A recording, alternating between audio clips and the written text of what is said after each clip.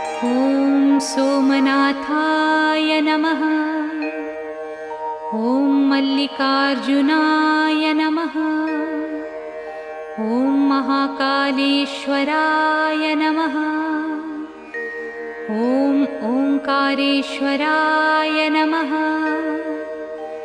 ॐ वैद्यनाथाय नमः।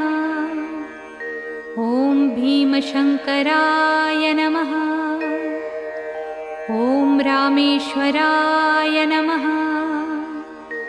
ॐ नागेश्वराय नमः। ॐ विश्वेश्वराय नमः। ॐ त्र्यम्बकेश्वराय नमः। ॐ केदारेश्वराय नमः। ॐ भुस्मेश्वराय नमः।